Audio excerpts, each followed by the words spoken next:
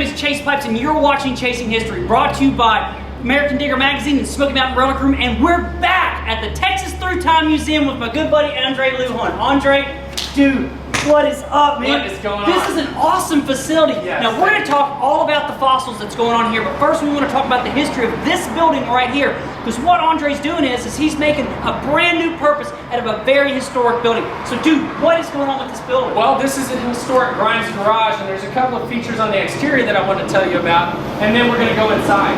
All right, so what's going on in the exterior? Besides the traffic. Well, we have a lot of traffic. This is downtown Hillsboro, but we have some beautiful tile here. This Art Deco tile was put in 1927, roughly.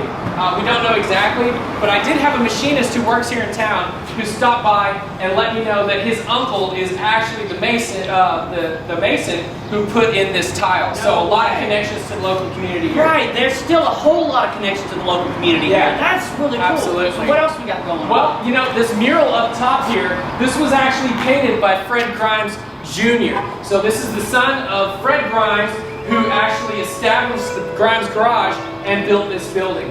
That's awesome. Yeah. So most of what you're going to see inside and on the exterior is original. All we've done is change some colors and update a little bit of the accents. So come on inside. Well, this is a pretty active town, isn't it? It is a very active town. I mean, this is a full scale going on. I mean, as you can hear, we've got cars going through. We've got the church bells going off. I mean, you guys are in a great spot to teach people history. Absolutely. This is right off of I-35. Most people don't even know that Hillsboro exists because the main drag between Austin and Dallas was this street right here. Wow, Waco Drive. no way. Absolutely. That's awesome. Yeah, so once 35 was built, it really kind of sucked a lot of the traffic. It's the same thing that happened with Route 66. But our downtown here in Hillsboro is still very much alive, very vibrant community. That's awesome. Let's go check out this building that's been a part of that community for over 100 years.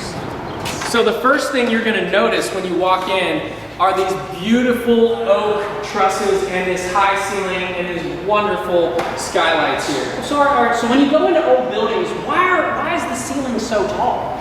Well, this is really a device to help regulate temperature before heating and cooling was really a thing. That makes sense. These windows are transom windows, and they actually pivot like this, so they'll help create a draft. Okay. And on the top of these tall skylights, these were not built just, these were built not only just to let natural light in, but also they have louvers on them that lets heat escape. So the heat escaping through those tall skylights draws in cool air under the portico and keeps the building a lot cooler. That's because heat rises, they affected that to keep the cold air. Right, so you create a natural draft. That's cool. So so you said Grimes Garage. Grimes Garage. So what was going on? Well, Fred Grimes in the early teens, about 1906 and into the teens, he established the first full service station in the nation.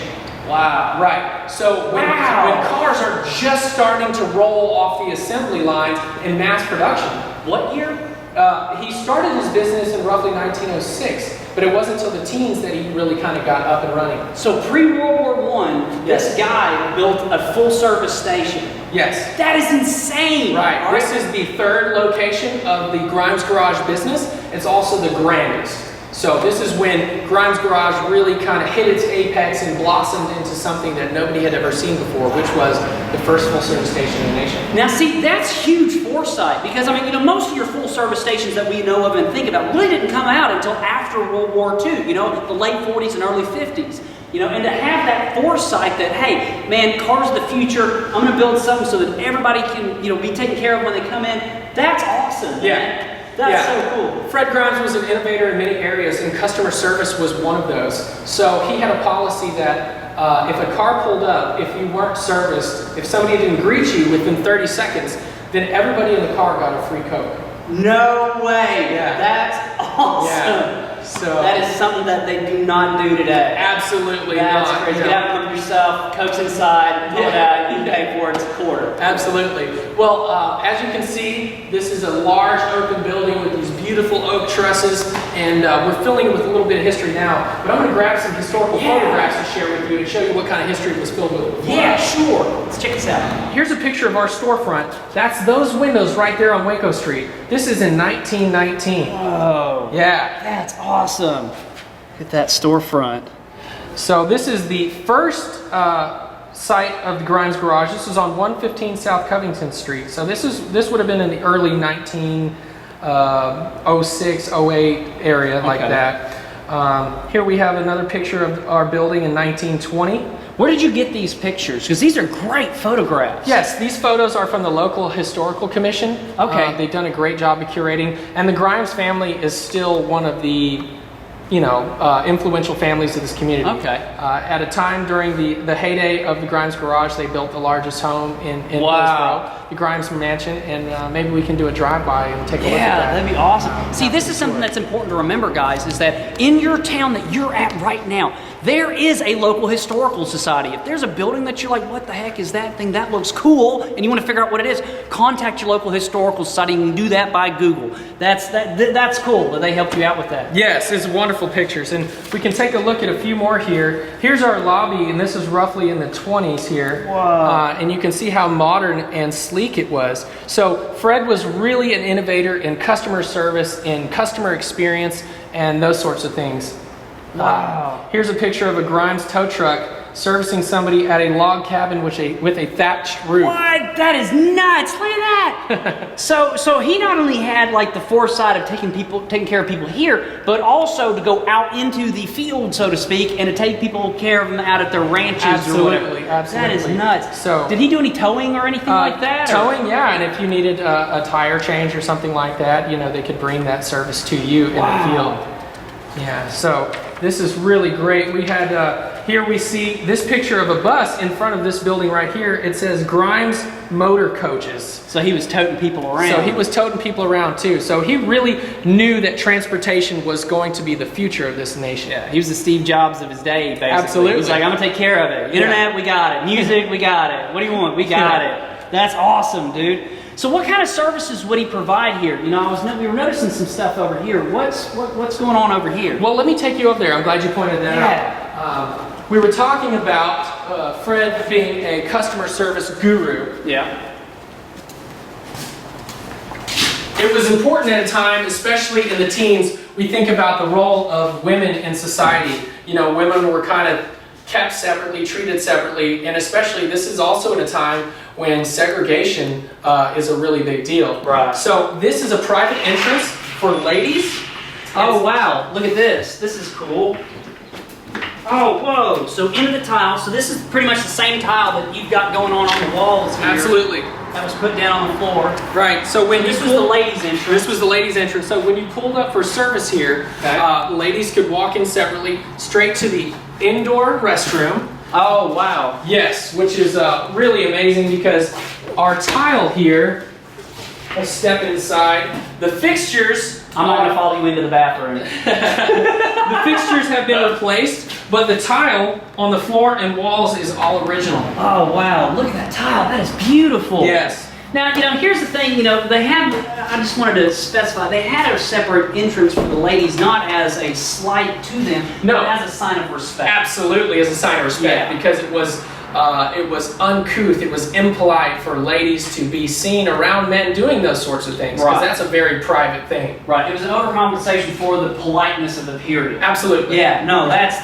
total respect, and that's a Texas thing, dude. That's awesome. Yeah, that is a Texas thing. So what else we got in this building? Well, let me take you in the back to our lab, and I'll show you the big floor drains where they'd actually pull cars in and wash them for you. So this is a full detailing service also, back in the teens and 20s. God, that's nuts. All right, come on guys, let's go check it out. So we've got the big floor drain in here where the Grimes Garage crew would actually detail your car back in the day. Whoa. Yeah, so now we're washing dinosaur bones and stuff in here, but if you would have come here 80 years ago, they were washing cars and everything would have drained down in here into this floor drain. And this big rolling door back here, the glass door that we went through a minute ago, they could actually drive cars in through a little ramp. Wow, work on them here. And that is so nuts that you're basically, because I'm sure when you're working on these dinosaur bones and stuff like that, that's a vital thing to have. It absolutely is. So we can make as big a mess as we want in here. We can get just totally covered in mud from head to toe. That's awesome. And then we can just turn around and wash the floor down. Just that's so cool, man.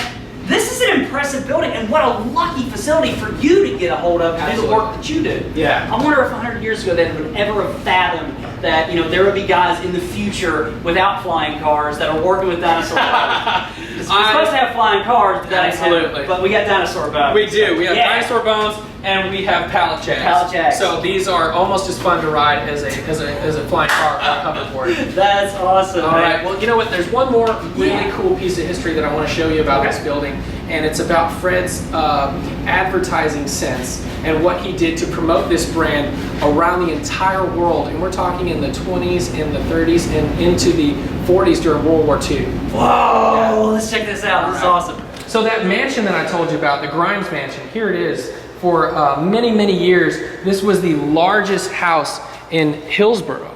And there's Fred Grimes with one of his hunting dogs. He was also an avid hunter. And in that mansion today still is his collection of taxidermy from around the world. Yeah. That's wild.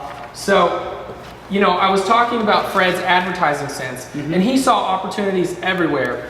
On the corner, the four corners of this Waco Drive and the major highways to and from Dallas and Austin and Waco, he would buy the four corners of every intersection and put his signs up, so nobody else could build a filling station. But this is at a time when there was almost no competition. Whoa. So he was already thinking ahead. Yeah. No other filling stations. It's been said that Fred would, if there was a nice oak tree close to the road, that he would knock on the farmer's door and he would give him a silver dollar to nail a Grimes Garage sign to their oak tree. No near the way. road. Yeah. That's cool. And if you look hard enough, from time to time, these Fred Grimes signs do still pop up. But probably his greatest marketing achievement was during World War II when soldiers were deploying from Hill County. He sent them, soldiers from here. yes, soldiers from Hill County, from Hillsboro, were deploying all around the world. Right. He saw an opportunity to send that brand out in the pride of our community all around the world. Here is a sign, Grimes Garage sign, on the Rhine River in Germany, posted by Colonel Julian Heyer in 1945. Look at that! That's so cool. That's awesome. Take that, Germany. Yeah, Yeah, that's great. here's one in Koblenz, Germany. Wow.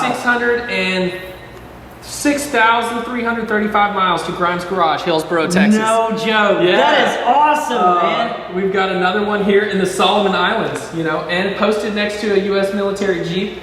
That's so cool. Here's one in Japan. So Fred really had a marketing sense far beyond his years. Wow. So sorry. So let me ask you this. So all this marketing and everything like that, what happened? Why did this place slow down and end? Well, you know, what happened to the Mother Road? You know, Route 66, we had new modern highways built that kind of redirected traffic away from these little downtown squares, which were the beating hearts of, you know, travelers' paths. So, you know, you'd always stop in and have a little lunch at the cafe and fill up at a place like Grimes Garage. Well, when I-35 was built in the 1960s, it sucked traffic away, and everybody wants to use this new modern highway and make it to Austin and Waco at speeds that they couldn't before. So this business slowly died, and in the 1960s, it finally closed for good. So just like every business, you know, as progress happens, it moves away. It just slowly withered away. That's crazy. So how did you guys get a hold of this place? Well, you know, it's a funny thing. My wife and I have been driving through Hillsboro to visit family for a long time, and just always had an attraction to this community. So I thought about moving my for-profit business here. And we were here looking at places to rent, drove by, saw that this building was for sale, and I looked in the window and really just had a lightning strike moment. I mean, it was a vision of what this building could be. So we saw it full of dinosaurs and full of people enjoying paleontology as much as I do. So I called the realtor, made an offer, and they accepted. Dude, that is so cool, man. That's awesome. See, and that's hugely important too, and that's something that maybe one of you guys out there can do. You know, if you instead of building a new building, try to make use of something old, something that was a part of the beating heart of the community that can once again be a beating heart of the community, because this is becoming a beating heart of this community. Absolutely. And we're going to talk to you guys all about the Texas Through Time Museum in an upcoming episode. So Andre, thank you for this tour of this place. This is great, dude. Yeah. Thanks, guys. History rocks. Woo-hoo!